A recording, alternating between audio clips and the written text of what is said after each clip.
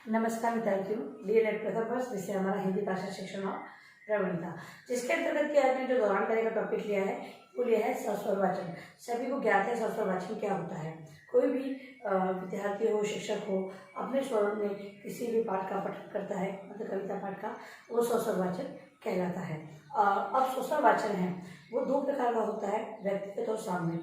व्यक्तिगत कहने से मतलब ये है कि अध्यापक जब अपने स्वरों के अंतर्गत स्वयं सस्वर वाचन करता है या फिर समूह में विद्यार्थियों के साथ सस्वर वाचन करता है तो वो सामूहिक कहलाता है, और व्यक्तिगत मतलब स्वयं करता है वो व्यक्तिगत कहलाता है। ठीक है।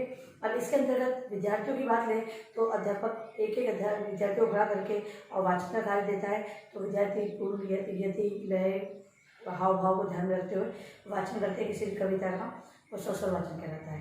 वहीं पर अध्यापक सामूहिक रूप से छोटी कक्षाओं में सामूहिक रूप वाला जो सस्वर वाचन कराया जाता है अपेक्षाकृत बड़ी कक्षाओं की, क्योंकि छोटी कक्षाओं में विद्यार्थियों को जो ज्ञान दिया जाता है वो उनके भाव की प्रधानता को ध्यान में रखते हुए नहीं दिया जाता है, उन्हें याद करवाने तथा उनकी समझ को आगे की ओर बढ़ाने हेतु करवाया जाता है। तो यहाँ पर विद्यार्थी है समूह में मिलकर किसी भी कविता का वाचन करते हैं। आइए हम लोग कुछ महत्वपूर्ण बातें हैं तो सस्वर वाचन की जानते हैं। तो सस्वर वाचन से पहले आप देख लें, जब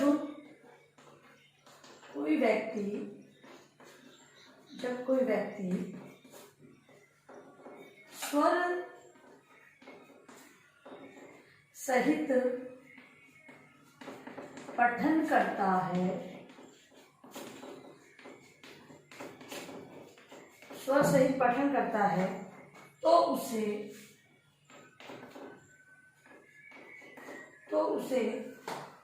सस्वर वाचन कहते हैं। जब कोई व्यक्ति स्वर सहित पठन करता है तो उसे सस्वर वाचन कहते हैं। ये दो प्रकार के होते हैं, व्यक्तिगत सस्वर वाचन और दूसरा होता है सामूहिक सस्वर वाचन। ठीक है। अब इसकी जो विशेषताएं हैं उन विशेषताओं की बात हम लोग कर लेते हैं। विशेषताएं, सस्वर वाचन में किन किन विशेषताओं का होना बहुत ही आवश्यक है, तभी वो सस्वर वाचन सही मायने में सस्वर वाचन कहलाएगा। तो पहला है शब्दों की ध्वनियों का ज्ञान। शब्दों की ध्वनियों का ज्ञान। सबसे पहली विशेषता होनी चाहिए कि शब्दों की ध्वनियों का ज्ञान होना। सस्वर वाचन करने वाले व्यक्ति को ध्वनियों का ज्ञान होना बहुत ही आवश्यक है। यदि वो अपने सस्वर वाचन में ध्वनियों को सही प्रकार से उच्चारित नहीं करेगा तो उसका जो उच्चारण किया गया है वो सही नहीं होगा। इस हेतु एक शिक्षक को या विद्यार्थियों को शब्दों की ध्वनि, जो शब्द की ध्वनि है उसमें अगर कोई गलती आ रही है तो शिक्षक को सुधार करना चाहिए। तो शिक्षक स्वयं भी अगर उन चीज़ों को गलत पठन करता है तो उसे भी अभ्यास के द्वारा अपने अंदर सुधार लाना चाहिए। ठीक है। तो शब्दों की ध्वनि को जब अगर अध्यापक सही उच्चारित करेगा तभी विद्यार्थी उसका अनुकरण कर पाएंगे। अगला है शब्दों का अर्थ। शब्दों का अर्थ, वाचन में अर्थ की प्रधानता होना बहुत ही आवश्यक है। यदि किसी भी शब्द का हमें अर्थ ज्ञात नहीं है तो हम उससे संबंधित भावों को अपने अंतर्गत नहीं ला सकते हैं। जिस प्रकार के शब्द को उच्चारण किया जाता है व्यक्ति के हाव भाव भी उसी प्रकार के प्रस्तुत होते हैं। इसीलिए शब्दों के अर्थ को जानने की विशेषता होना बहुत ही आवश्यक है सस्वर वाचन में। अगला है वाचन का ढंग। वाचन का ढंग। अब जो वाचन किया जा रहा है उसका प्रस्तुतिकरण का ढंग है वो अच्छा होना चाहिए। यदि अगर प्रस्तुत करने वाला है वो बैठकर या फिर सही प्रकार से खड़े होकर वाचन नहीं करेगा तो उसके द्वारा कही गई जो विषय वस्तु यानी जो सस्वर वाचन किया गया है उसके द्वारा वो सही नहीं हो पाएगा, नहीं प्रभावी होगा। एक शिक्षक भी है जो विद्यार्थी के लिए आदर्श होता है, और शिक्षक को भी जो सस्वर वाचन को करे तब उसी प्रकार की मुद्राओं के अंतर्गत उसी प्रकार के ढंग से प्रस्तुतिकरण करना चाहिए। अगली विशेषता है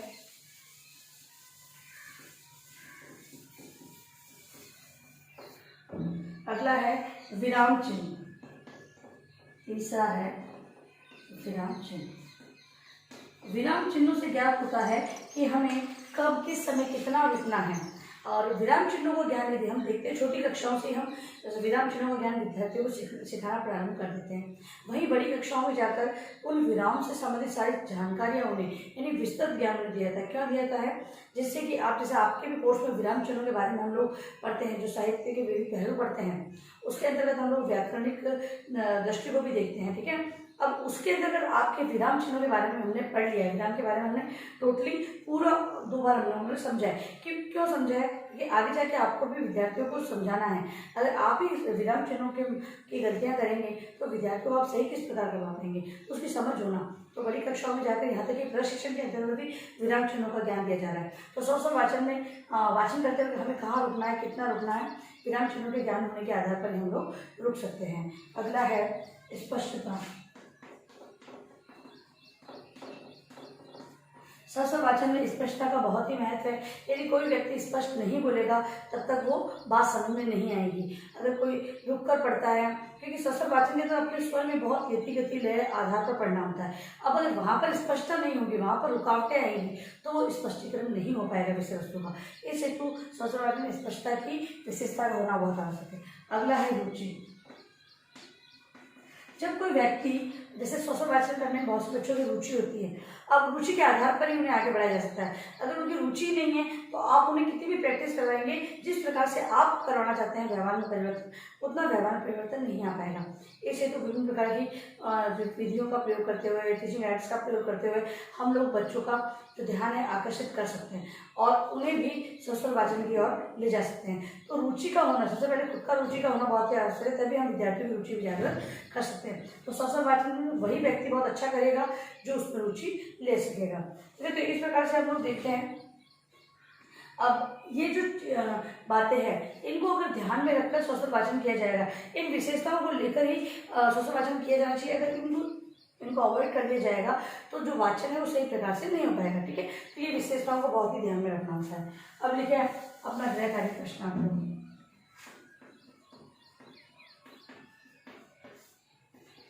सस्वर वाचन किसे कहते हैं?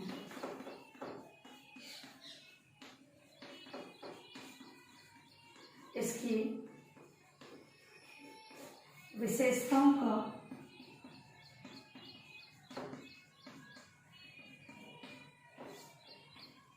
वर्णन करें।